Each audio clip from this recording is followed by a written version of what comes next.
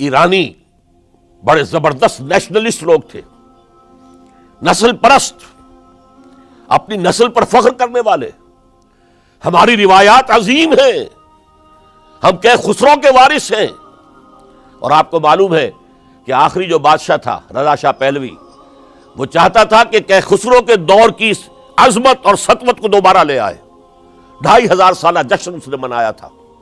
وہ چاہتا تھا وہی شان میری ہو جائے جو خسرو کی تھی. یہ جو ان کے اندر نیشنلزم تھا، جب ان کی سلطنت کے پرچے اڑ گئے حضرت عمر رضی اللہ تعالیٰ عنہ کے ہاتھوں، تو ان کے دلوں میں حضرت عمر کی دشمنی، وہ خون کے پیاسے ہو گئے عمر کے رضی اللہ تعالیٰ عنہ. میں یہاں آپ کو ذرا ایک حوالہ دے دوں. فردوسی نے جو شاہ نامہ لکھا، حالانکہ وہ مسلمان تھے لیکن چونکہ پرانے ایرانی ذہن کی عکاسی کر رہے تھے، تو انہوں نے جب کہ عرب فوجیں آئی ہیں تو اس نے ایران کا جو اپنے اوپر فخر تھا اس کی ترجمانی کرتے ہوئے لکھا ہے: زشیر شتر خوردن و سوسمار عرب را بجائیست آیت قرار کہ تخت کیارا کنند آرزو تفو برتو ہے چرخ کرداں تفو. کہ یہ عرب اونٹنیوں کا دودھ پینے والے، گوہ کھانے والے. یہ گوہ ایک بڑی سی چھپکلی کا جیسا جانور ہوتا ہے جو صحرا کے اندر ہوتا ہے، اور وہ اپنا ایک گھر بنا کر رہتا ہے، اسے کھاتے تھے. تو یہ گوہ کھانے والے، اونٹنیوں کا دودھ پینے والے عرب، آج ان کی یہ جرت، یہ جسارت، یہ ہمت کہ تخت کیارا کنند آرزو، کہ وہ آج آرزو کر رہے ہیں کہ سلطنت کا تخت جو ہے وہ ہمیں مل جائے.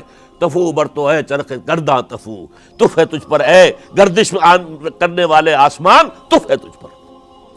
لہذا اب کاؤنٹر ریولیوشنری موومنٹس آئی ہے. حضرت عمر کی شہادت اس کا نتیجہ ہے. ہرمزان ایک جرنیل تھا اور اس کے جنگی جرائم اتنے شدید تھے ایرانی کے کہ واجب القتل تھا. وہ گرفتار ہو کر حضرت عمر کے سامنے پیش کیا گیا. حضرت عمر نے فرمایا یہ واجب القتل ہے، اس کی گردن اڑا دی جائے. اس کی چالاکی دیکھیے.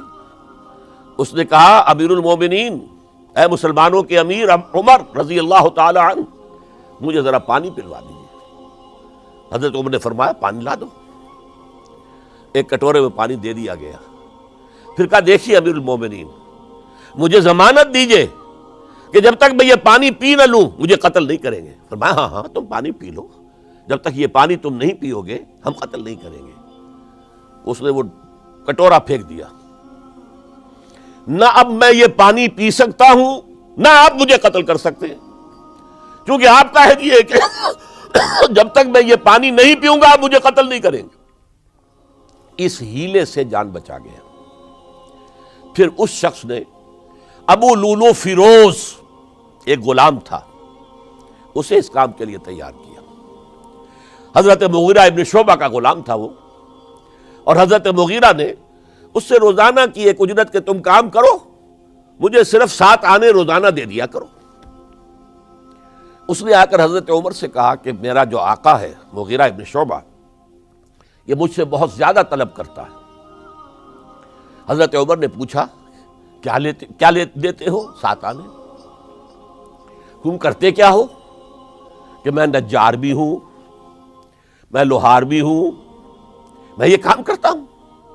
فرمایا اتنے پیشوں کا جاننے والا اس کے لیے یہ روزانہ کا ٹیکس یہ زیادہ نہیں ہے، یہ تمہیں دینا چاہیے. اس نے کہا میں چکیاں بھی بناتا ہوں. حضرت عمر نے فرمایا پھر ایک چکی ذرا مجھے بھی بنا دینا. کہنے لگا آپ کے لیے تو میں ایسی چکی بناؤں گا کہ جس کی آواز دنیا بھر میں جائے گی. وہ شخص ہے اور ہرمزان کی سازش کے تحت وہ ایرانی جسے بعد میں ایرانیوں نے کیا کہا، جس نے قتل کیا حضرت عمر فاروق کو، حضرت ابو لولو فیروز. آج بھی ایران میں اس کی قبر کی تصویریں بکتی ہیں بازار کے اندر.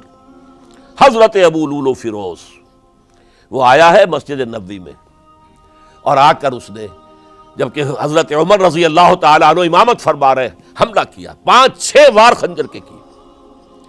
حضرت عمر رضی اللہ تعالیٰ شدید مجروح ہو گئے۔ یہ انتقام تھا جو عجم نے، وہ سلطنت کے جس کے ٹکڑے ختم ہو گئے تھے، جس کا ٹکڑے کر دیے گئے تھے، اس نے انتقام لیا عالم اسلام سے۔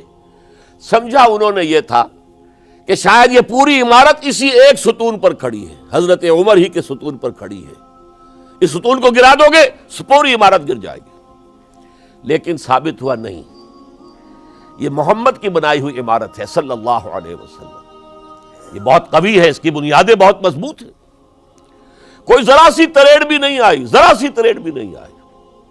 حضرت عمر فاروق کی شہادت کے بعد حضرت عثمان رضی اللہ تعالیٰ عنہ کا دور خلافت شروع ہوا، اور جوں کا توں جو قافلہ چل رہا تھا آگے چلتا چلا گیا۔